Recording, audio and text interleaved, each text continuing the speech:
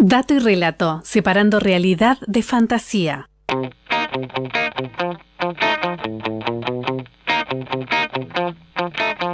Abel Basti es un escritor nacido en Olivos, provincia de Buenos Aires, en la República Argentina, que desde hace 30 años viene investigando, como les decíamos hace un rato, el tema de Adolf Hitler e intentando demostrar que no se suicidó en el búnker en Berlín en abril de 1945, como cuenta la historia oficial, sino que se fue de ese lugar. Y además, Basti lo que dice es que esto fue un entramado de alianzas entre los aliados, que fueron los que vencieron, y los jerarcas del Tercer Reich. Uh-huh.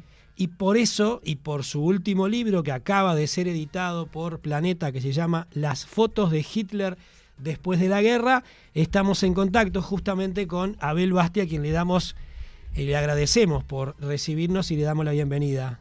¿Cómo le va? Buenas tardes. ¿Qué tal? Buenas tardes, ¿cómo están? ¿Cómo está? ¿Bien? Bien, por suerte bien. Bueno, la primera pregunta que nos surge es, ¿de dónde le nació a usted ese interés por investigar lo que pasó en abril del 45? Bueno, básicamente porque yo me desempeñaba como periodista en Bariloche, donde resido en los años 90, y me tocó la cobertura del caso del capitán de la Gestapo, Erich Priebke, que era un personaje destacado de la ciudad, y su extradición fue reclamada por el gobierno italiano y finalmente concedida. Durante todo ese periodo, que fue largo, fue casi un año, un poquito más, prácticamente la única noticia que importaba de Argentina en el mundo era el caso Priebke. Así que durante todo ese tiempo estuve trabajando, escribiendo sobre el tema de los nazis en general, particularmente de Priebke, y bueno, y en ese revuelo, digamos, que causó el caso, comenzó a surgir determinado tipo de información no muy ortodoxa, cuyas pistas seguía hasta el día de hoy. Uh-huh. Supongo que tal, buenas tardes. Supongo que no debe ser fácil investigar los alrededores de un personaje como Hitler, ¿no? Bueno, es un tema que tiene varias connotaciones, ¿no? Particularmente esa, que era quien era, ¿no? Claro. Entonces, esto significa un esfuerzo adicional, sobre todo cuando se han escrito historias disímiles y de distintas fuentes. Entonces, bueno, hay que separar la paja del trigo y eso es un esfuerzo. ¿Y cuál es la gran novedad? Porque usted ha escrito varios libros sobre este asunto. ¿Cuál es la gran novedad de este último, las fotos de Hitler después de la guerra? Bueno, lo que dice el título, estas son las primeras imágenes que se conocen de Hitler después de la guerra. Particularmente hay una que está muy anclada en documentos de la CIA, de la Central de Inteligencia de los Estados Unidos, y que, bueno, ha sido sometida a distintos tipos de pericias, tanto de imagen como de calidad de papel, etcétera, etcétera, y que además tiene la ventaja de que su historia pudo ser reconstruida porque esta foto estaba en manos de una familia, de un hombre que está fotografiado junto a Hitler, así que la ventaja acá es múltiple. Tiene, como digo, antecedentes documentales en los servicios de inteligencia, tiene las pericias efectuadas, tiene la historia, tengo la historia también del personaje que es fotografiado junto a Hitler, así que creo que es una prueba bastante importante. Yo lo que hago es buscar evidencias, no opino sobre este tema. Mi trabajo consiste en buscar evidencias, testigos, documentos, fotos, etcétera, y presentarlos. Ahora, Basti, ¿qué explicación o qué conclusión llegó usted al motivo por el cual los aliados, digamos, se hacen esta especie de pacto con los nazis para que Hitler salga de Berlín? ¿Qué hay atrás de todo eso? Bueno, hay una serie de elementos concordantes, ¿no? En principio hay que decir que Hitler llegó al poder y se mantuvo financiado por la ultraderecha internacional. Hablamos de Rockefeller, del Chain Manhattan Band y de grandes multinacionales que temían que el avance comunista significara la pérdida de las empresas, porque el comunismo lo que hacía era eso, era expropiar las empresas privadas y pasarlas, digamos, a ser del Estado donde estaban, ¿no? Un Estado comunista. Así que Hitler es financiado, no era un hombre rico, era un pintor de la calle, por decirlo de algún modo, es financiado por estos magnates y sostenido en el tiempo por estos poderes, con esa visión ideológica fundamentalmente y de negocios. Así que yo creo que lo primero que hay que decir es eso: Hitler siempre fue soportado económicamente por estos poderes, y además esto significó multiplicidad de negocios, y el principal negocio fue la guerra. La guerra son grandes negocios, y así que mientras se enfrentaban en el campo de batalla los pobres soldados, en Suiza los grandes empresarios y políticos tejían estos negocios y veían cómo continuarían con los mismos. Así que básicamente es eso. Terminando la guerra, ya se venía a venir el mundo de posguerra, que iba a ser un mundo dividido entre el capitalismo y el comunismo. Los nazis eran capitalistas, obviamente. En ese sentido estaban cerca de los norteamericanos. Los negocios múltiples que tenían con los norteamericanos eran evidentes. Compartían empresas, compartían patentes, marcas, etc. Así que no había mucho que pensar. El acuerdo fue, bueno, negociemos esto, los hombres, las divisas, los desarrollos tecnológicos, industriales, etcétera, no tienen que quedar en manos de los comunistas que habían invadido Europa y estaban sobre Alemania, sino que tienen que ser transferidos a Occidente, los hombres también, para continuar con la nueva etapa de la historia, que va a ser la Guerra Fría, donde efectivamente los nazis trabajan codo a codo con los norteamericanos para luchar contra el comunismo. Abel, por qué lugares del mundo anduviste buscando personas que sirvieran de testimonio para la tesis tuya? Bueno, yo quiero decir que no es una tesis. Yo lo que estoy haciendo es presentar documentos, evidencias. Exacto. Y también quiero corregir lo de la historia oficial. La historia oficial en 1945 es que Hitler escapó.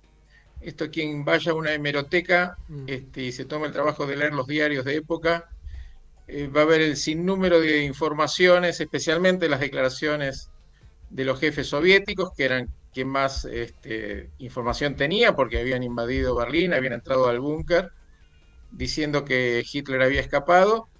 Y no solamente los soviéticos, sino que Eisenhower, que era el jefe de Estado Mayor Conjunto, la máxima autoridad militar de los aliados occidentales, diciendo que no había evidencia de que Hitler hubiera muerto en Berlín. Así que lo que va a pasar en el 45 es que Stalin pide que Hitler sea juzgado en Nuremberg, ¿no? Esa es la historia oficial.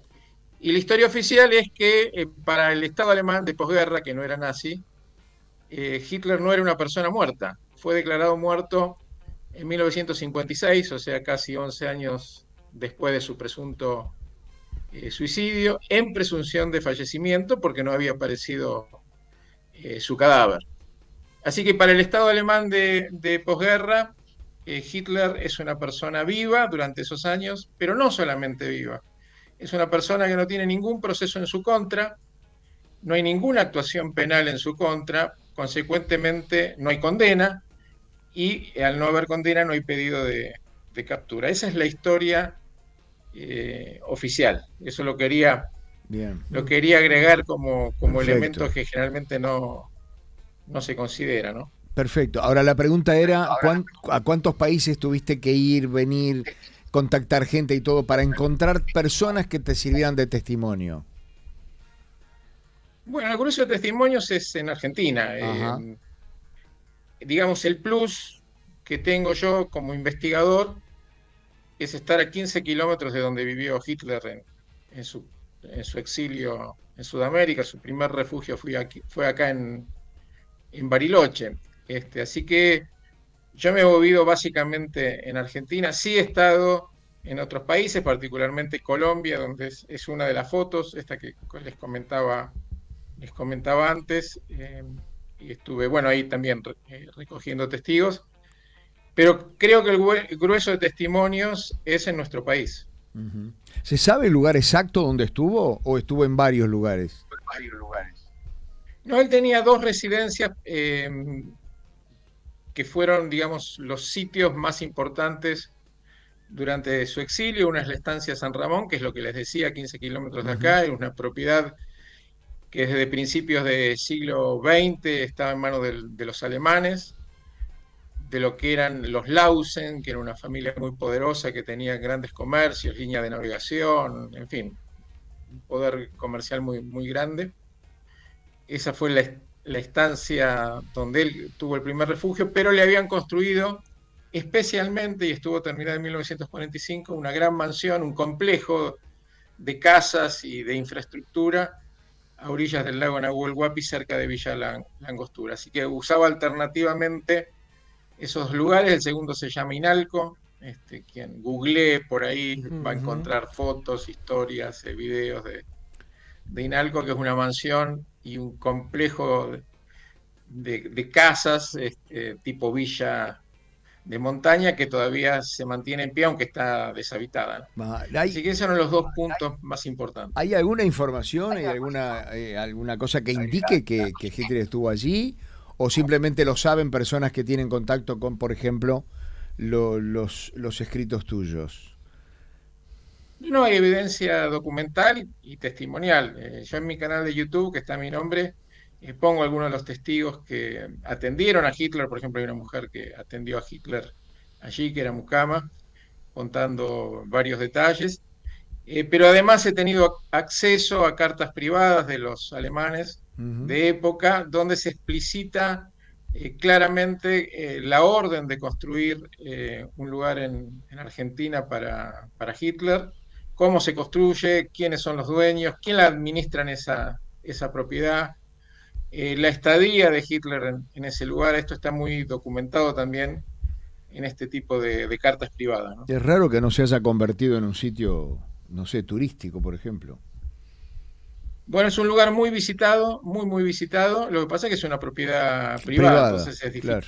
Yo, a ver, acceso, hace un rato comentábamos cuando presentábamos tu noticia, yo enseguida me acordé de Carlos Perciavale y China Zorrilla, que en alguna oportunidad contaron la anécdota de haberse encontrado con Hitler en Bariloche hace muchísimos años, ¿no? ¿La tenés presente?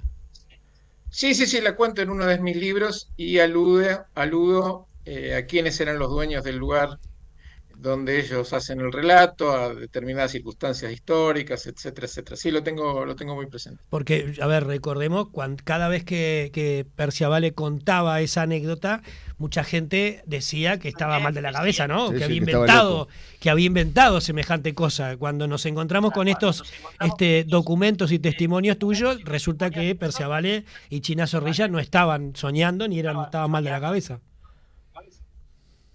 Efectivamente, no. Digamos, la historia cuadra con lugar y tiempo y es factible. O sea, yo no puedo asegurar Claro.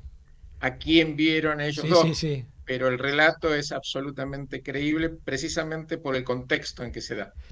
A ver, te tenemos que ir liberando, pero lo más increíble que me surge a mí de toda esta historia es cómo el Estado de Israel, cómo la comunidad judía permitió o estando, porque a ver, uno siempre piensa, si ustedes están al tanto, ellos también están al tanto, ¿no?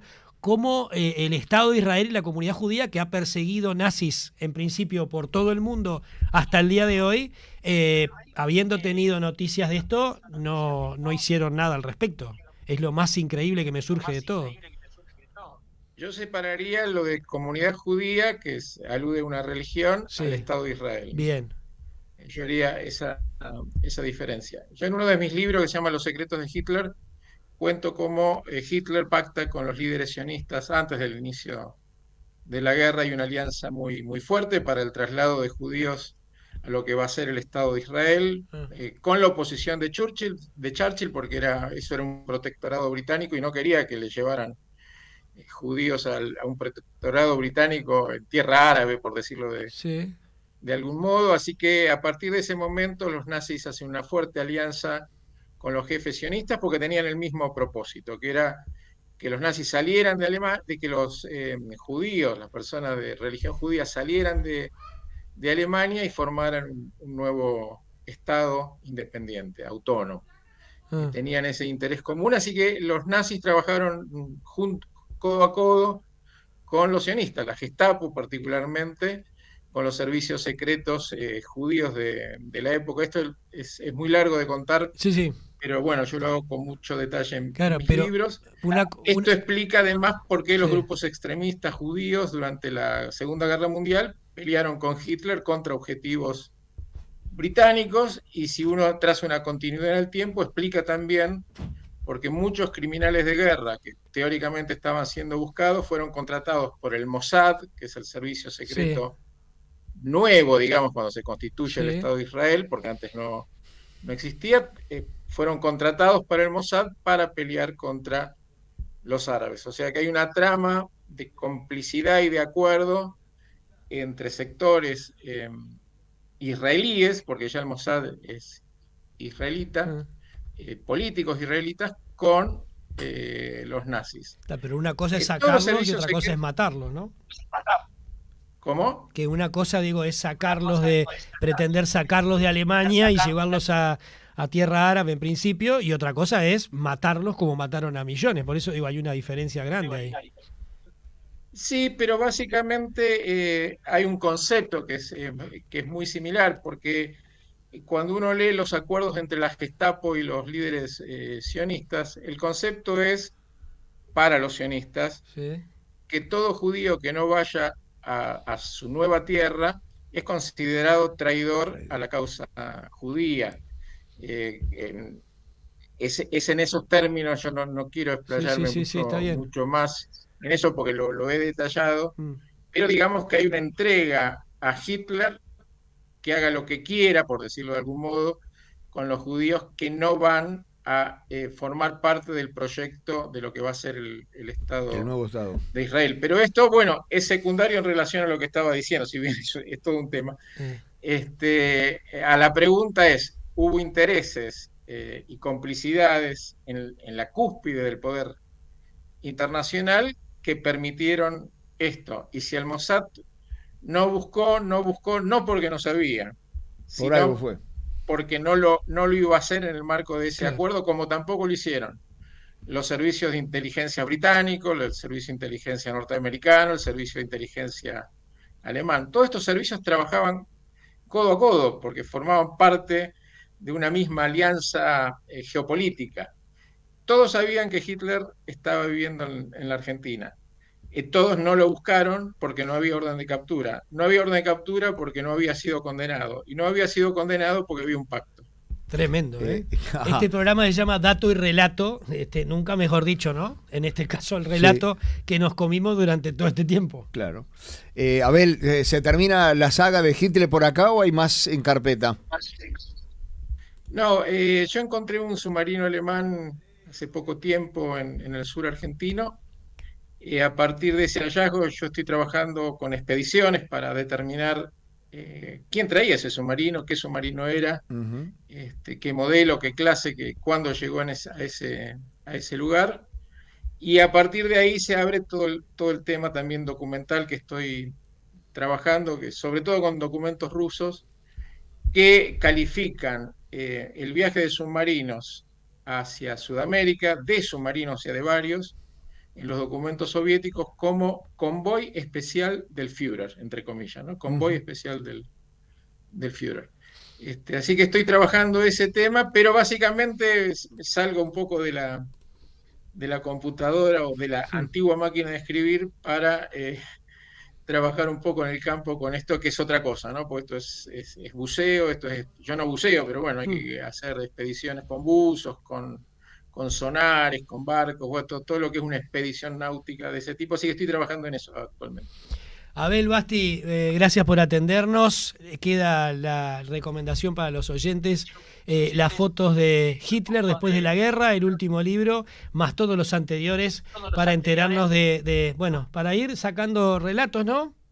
Y dejando datos. Y dejando datos. Te mandamos un abrazo, gracias por acompañarnos, Abel. No, gracias a ustedes por llamar. Adiós. Un gusto, que pasen hasta bien. luego. Chau, chau. Muy bien. Bueno, hay una noticia de último momento, A ver. que se las vamos a contar después de la pausa. Renunció Bielsa. Pero renunció alguien, pero no es Bielsa. Bien. Viste que te dije que separó a dos. ¿Separó Sí, no? Sí, Se lleva. Él tenía 25 jugadores, se lleva 23 al estadio. sí. Quedan 2 afuera, después te digo cuáles son. Bien, vamos a la pausa, dale. Seguinos en vivo a través del canal de YouTube 970 Universal.